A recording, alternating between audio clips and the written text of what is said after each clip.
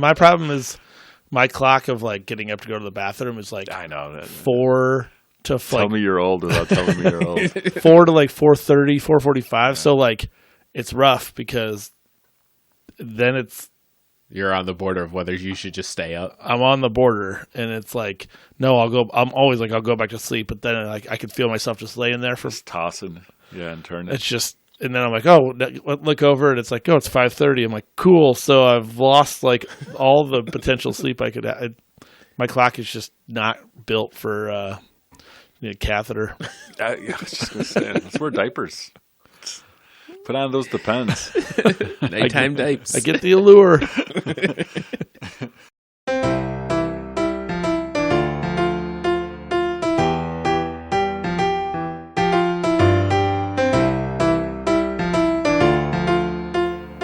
Welcome to our Film Fathers podcast, the definitive podcast about fatherhood, film, and fatherhood in film.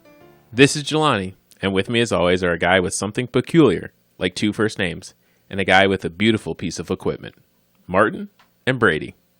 You know what my problem is with every fanatic fundamentalist, from the Catholics to the Orthodox to the KKK? The one thing you all have in common is, and you're too ignorant to see it, is that you're too inept to get by in the world. So your only recourse is to try and curtail the enjoyment of others.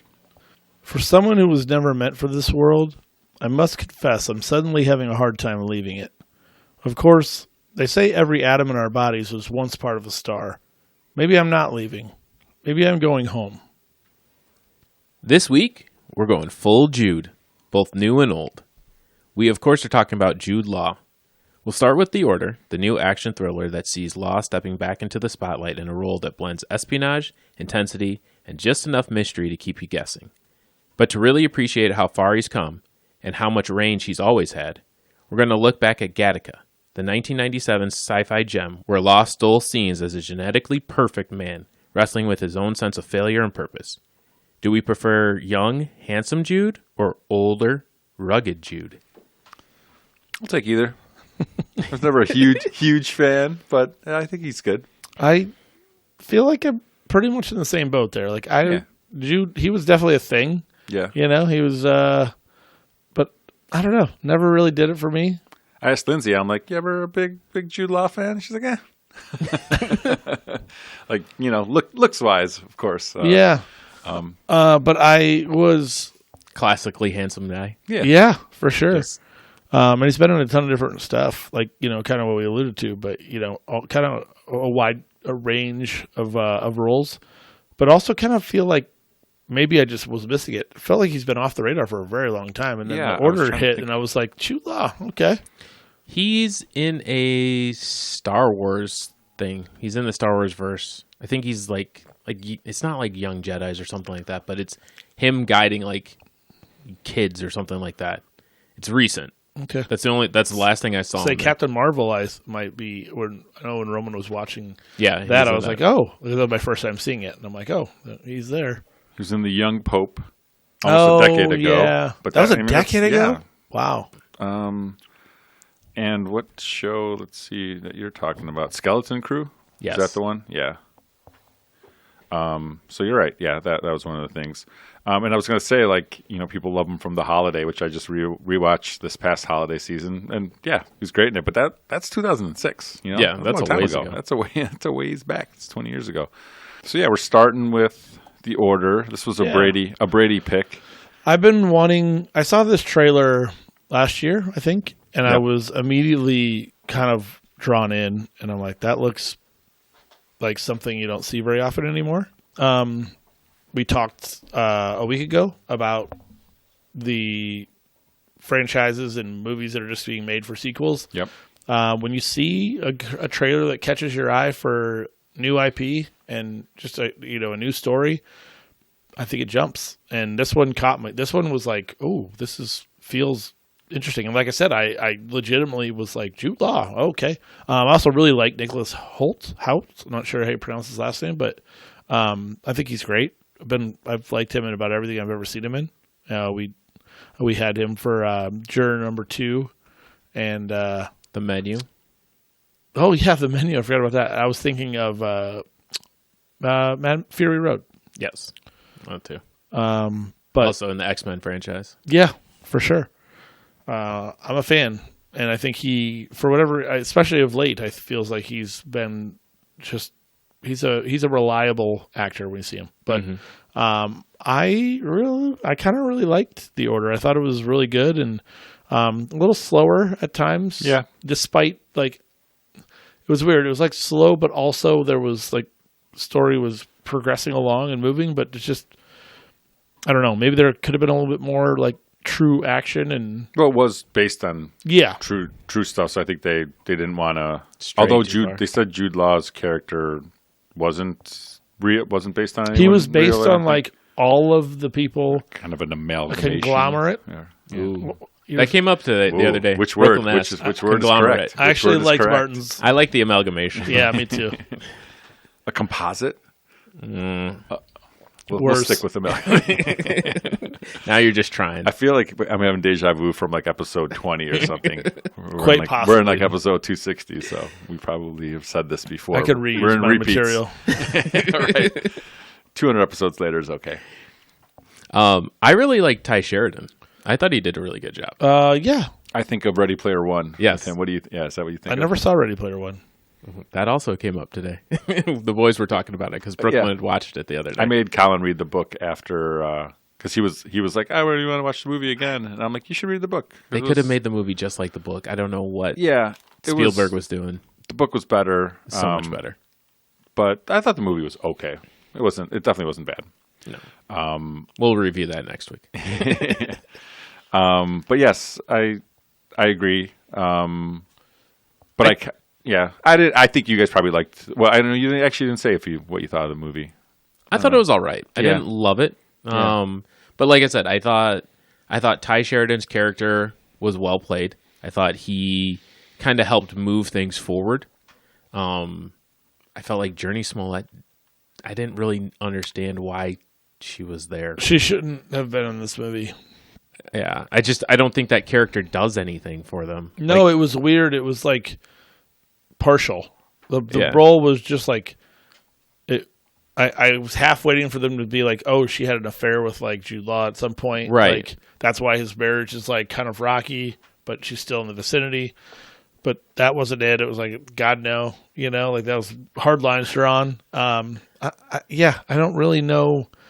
Other than, I guess, maybe wanting a female involved, I don't really know why she was a part of this. Yeah, and then even with her being black, like that didn't really play because she only came into it like at the very They end. never really brought that up, like No. as a component. Right. I don't know. It's very strange. That's to me a huge miss because it just doesn't really make sense.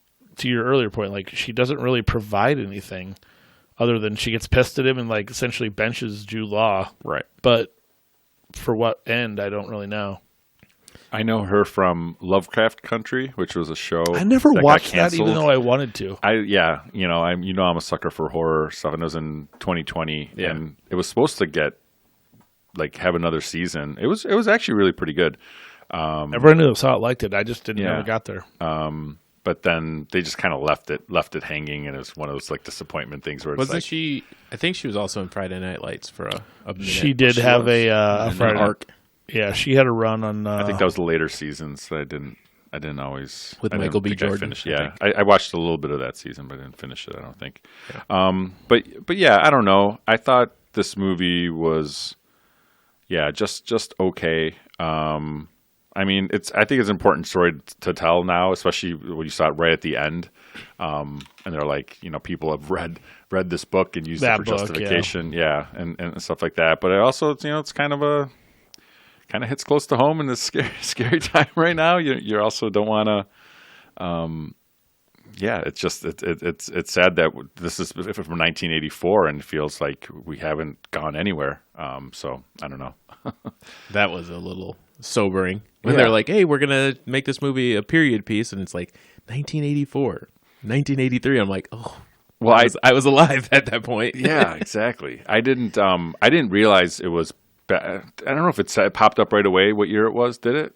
I think 83. Yeah, popped up it probably pretty did, quick. but I don't think I noticed it or something. I just didn't realize it wasn't today until much later than probably like 20 minutes into the movie or something. Yeah. I'm like, oh, that's why they have all of old cars and Yeah. they kind of have The different style haircuts. of But I'm just like, yeah, it didn't really feel that Current? That was scary to me. Yeah, it felt current. Right? Oh, I yeah, gotcha. that's what I'm saying. It felt current. It didn't feel like it was 40 years ago. There's almost no doubt that this things that they're touching on, right? Like churches and sects that are broken off, like that's all. There's no way that's not existing in somewhere in rural.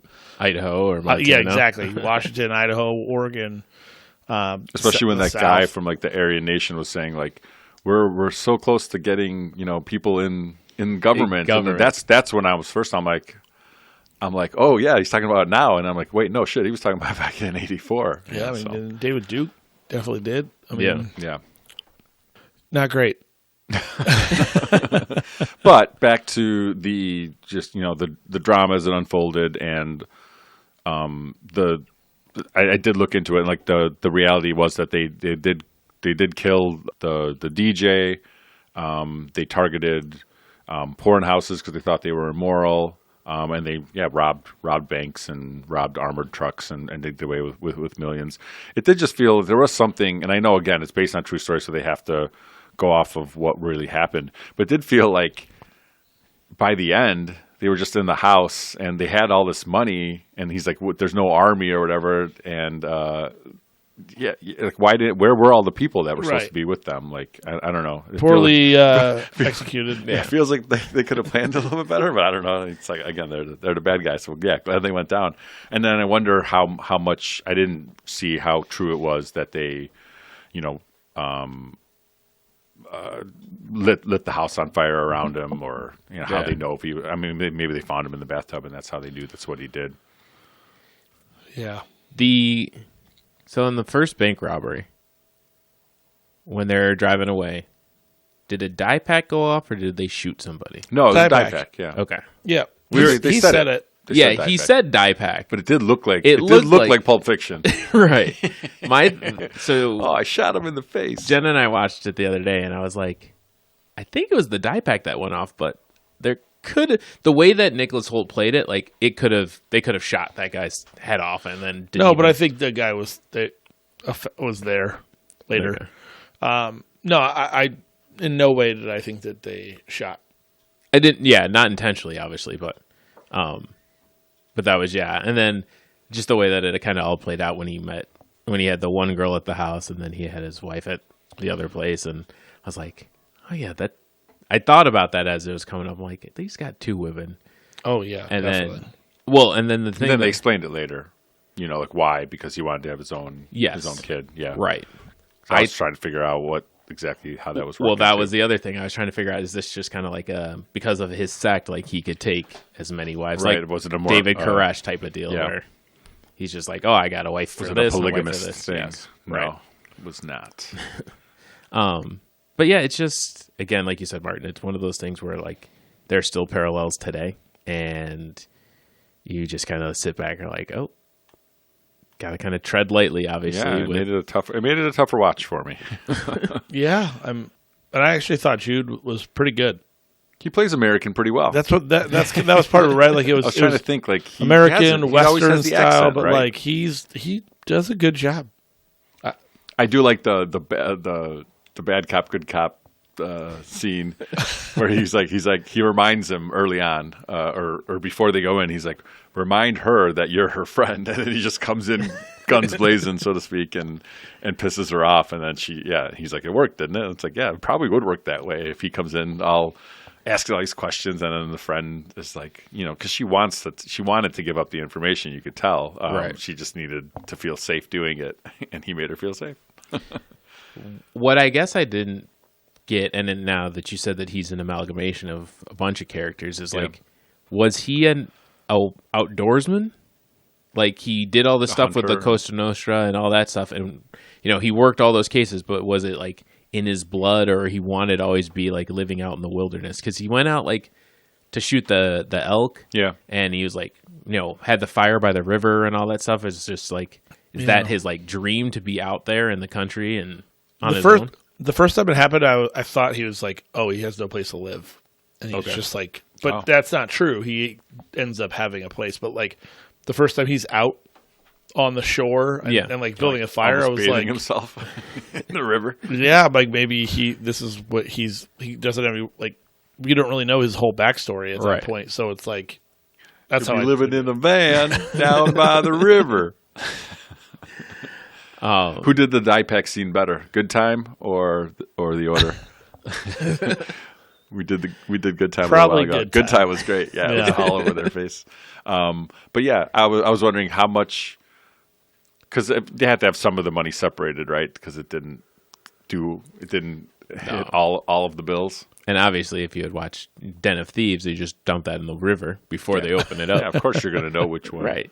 You just dump it all in there. And then when it blows up, you just leave that one out. Obvi. That's the way to do it.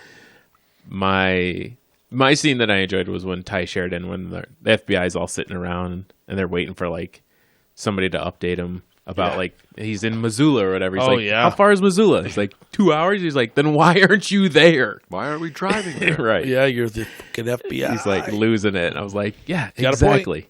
Exactly. You guys are all just sitting around and he's the only one trying to figure stuff out. And I felt like I knew he was gonna get shot. It's like, yeah. why aren't you wearing a vest, bro? Yeah. And he was though in the beginning. Was he? Like before Yeah. that, right? Gotta be. When they went up, he had like a blue vest on. And at some point he said something like, "Don't go run too fast" or something like that. Didn't he tell He him told to him to slow down. and then he got shot right there. right He's after still that. going. It's like, oh man. But Jude Law came in blazing a couple times too, where I was like, you should probably not get out of the car and run up there.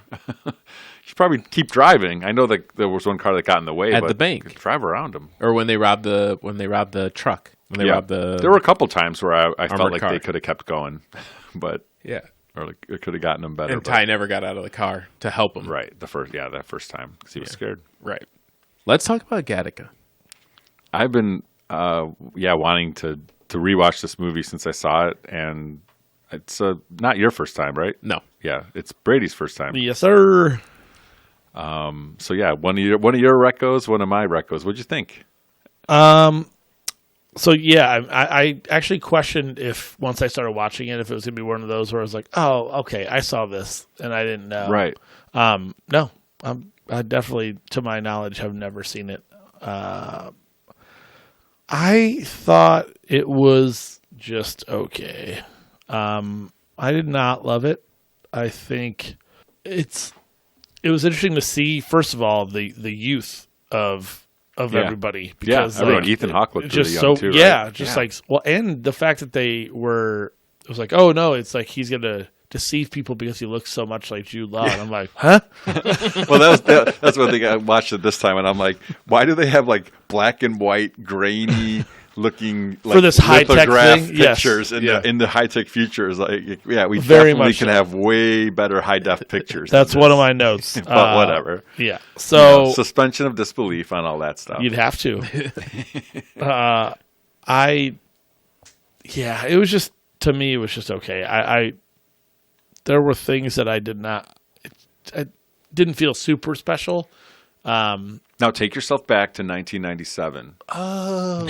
And be like, before we knew of genetic testing, or I'm sorry, like CRISPR things, or CRISPR. just Genetic any genetic modifications. genetic editing. This movie felt feels a little prolific, or not prolific. That's not prophetic. Prophetic. Yeah. Yeah. That's Right. fair.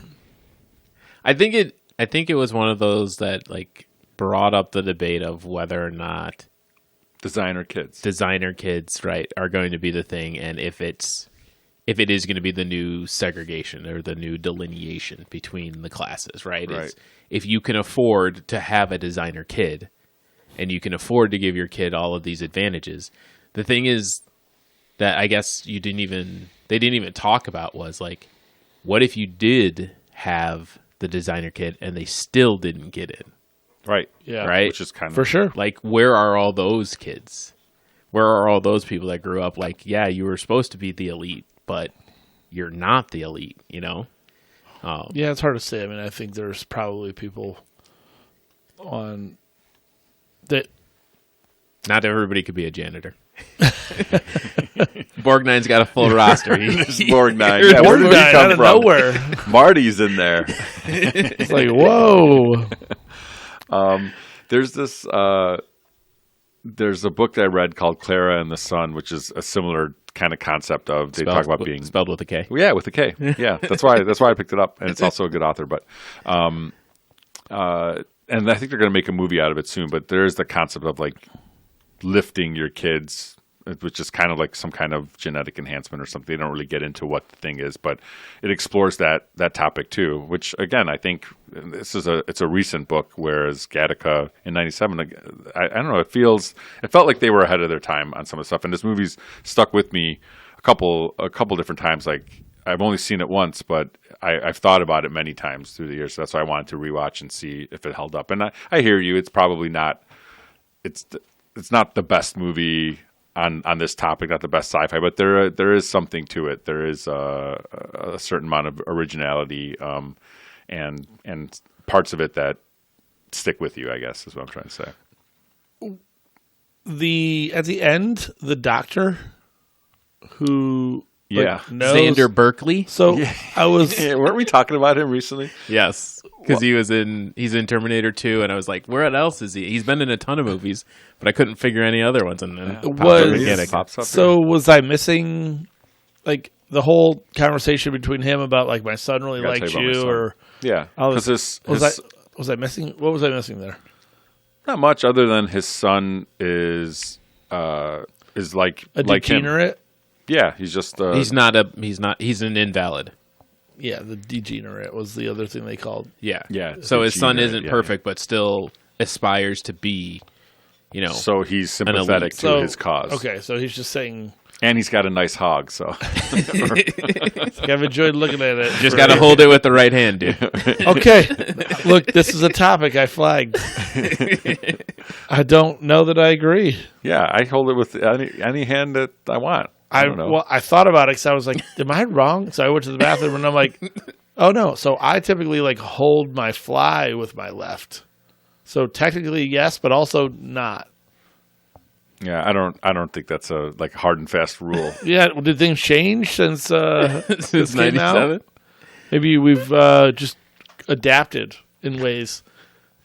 People are looking at their phone now. Well, right. I use my phone in my left hand more than my right. Yeah. Do you guys? I use it more in my right. If I'm looking at it, yes. So I think it's like my dexterity is this, right. and then if I got a touch, then my right's available. Yeah. You hold it in your left. I do it all one-handed. All the one-handed. Okay. Here's my question though. Since Xander was all on his junk, how did he get the pee out of his leg through the bag? Yeah, I don't know exactly what was going on there. Because he had it taped to his leg. I figured it was some kind of. Do you have a Wizinator? It was a weird situation for me. I was legit like, I don't know what's going on here. Some kind of tube that ran up through the underside of his large hog. Did he have a prosthetic hog? Or was it his son's? Maybe. Yeah, I'm confused. Yeah. He must have had a prosthetic hog. It's like Boogie Nights. That's what it's about. But yeah, just like the whole concept of having to like share like the blood, the urine. Surprisingly, they didn't do. Did he store the saliva, like his spit? Yeah. So, they didn't show that. They didn't show that, but he would have had to at some point, right? And like, wouldn't an eyelash have fallen a different time? You would think there would be multiple eyelashes scattered about. Yeah. If they're falling like that. There's some holes, I suppose. I suppose. But if you get rid of all that and look at it as just like a extended Twilight Zone episode or something like that, I think it really works. And again, yeah, makes you think about all stuff like if society really decided to go this route, which, like, spoiler alert, we're going to, right? Like it's very much there. There's already a doctor that did use CRISPR for genetic, like, changed people. Yeah. There's obviously the debate about it of whether, or, how to do it and how to do it responsibly, how to do it ethically, all that kind of stuff. But someone I think in China just went off and did it. This was years ago now. So like, there's somebody alive that's been genetically altered by CRISPR, and it's just gonna keep happening. I remember there was a Radiolab, like a podcast, talking about a podcast on a podcast episode on CRISPR, where at the end of it they were like, if you're talking about just doing like in this movie, like if you're gonna fix Parkinson's, but then you could also do something else to make them just a little bit taller, or if they find the genetic markers for that, Make them a baller. make them a ball, Shot collar. make them a shot collar. You'd do it. You wouldn't want to be like too short. Little Troy. Skilo, both of you. Come on. Well, that's what I was saying with the taller, not necessarily. Oh, so Oh. I went with the little. I don't regret my decision. Yeah, me neither. But anyway, yes. So they were talking, and the hosts were sitting there, like, and it's like, would you make that decision? And I think one of them said, like, yeah, I think we already have. Like we pretty much have already decided that we're going to do this. So yeah, I don't know where it's gonna end up, but this doesn't seem too far off. Yeah. Do you think it's far?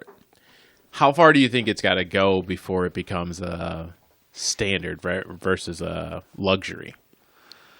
Like, do you think if it's maybe, let's call it 10 years for it becoming like a luxury item, how much more do you think it is till it becomes to the masses? Well, It becomes I think the it's just standard as thing.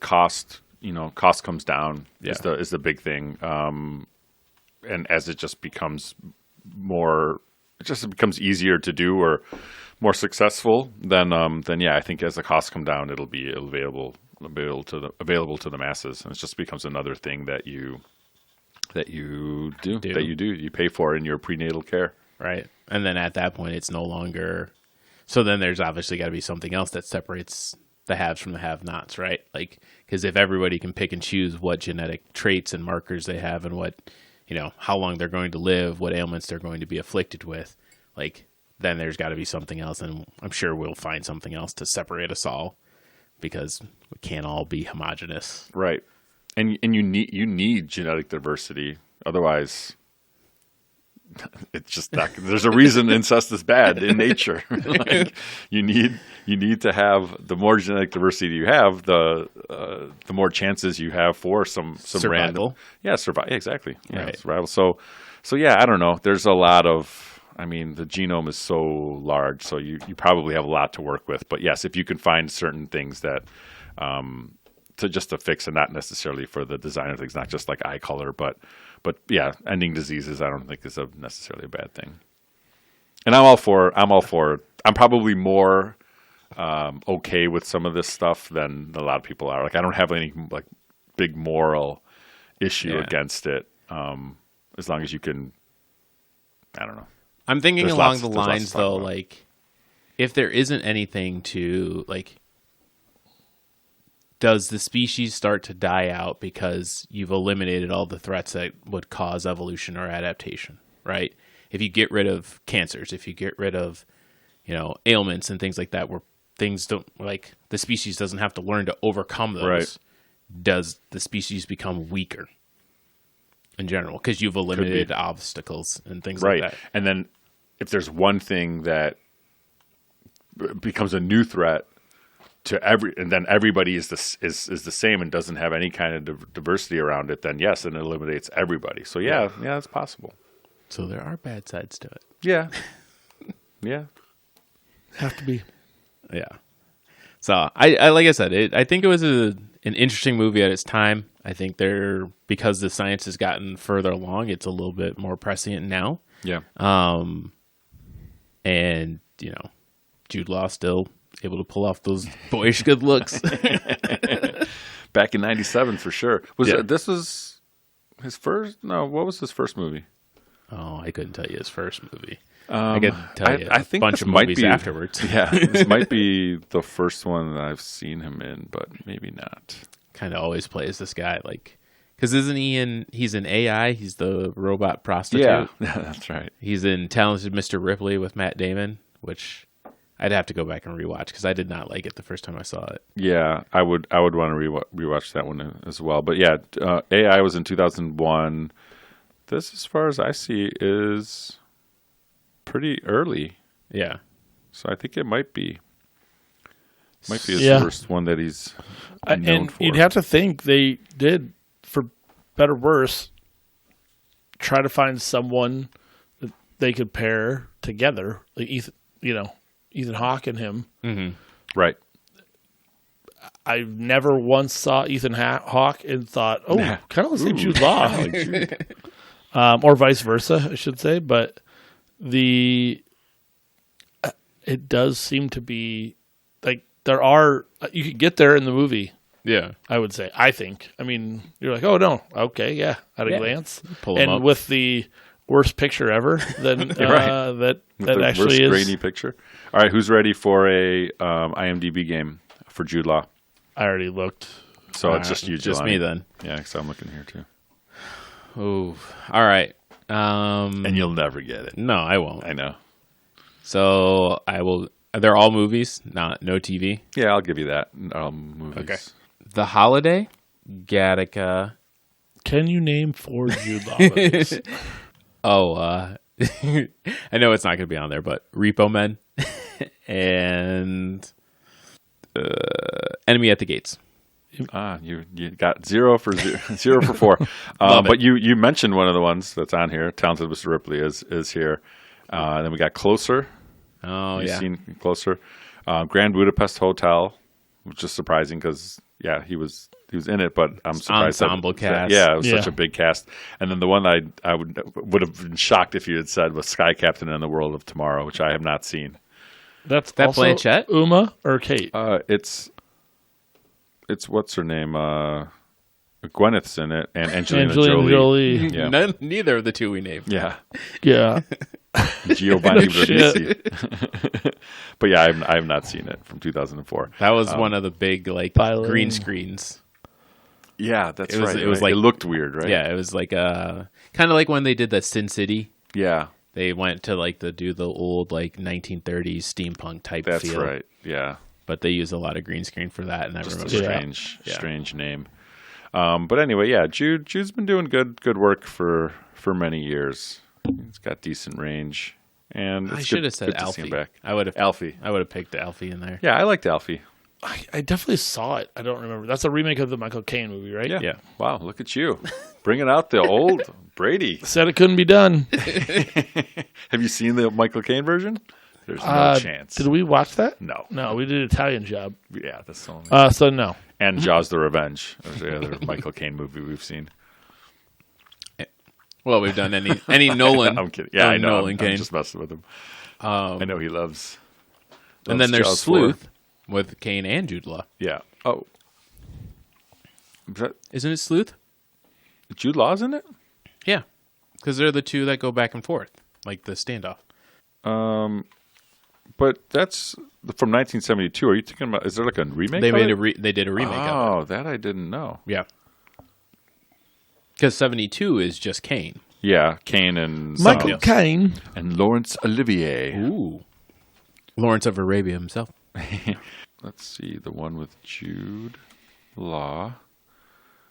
I feel like it's like late 90s, early 2000s. I don't know. I'm not. That's not popping up for me. Let's see. You're talking what? Sleuth? I don't know the year on that. Oh, you're right. Yeah, from 2007. Caine Law, Branagh, Kenneth Branagh. Born yet? He's the director of it. So yeah, I have not seen this one. I've only seen the 72 version. Yeah. Definitely something for you to check out. Maybe maybe read a book or something, Martin. As always, remember, don't save anything for the swim back, except for just enough to subscribe to the podcast, wherever you listen. Thanks, and go to bed.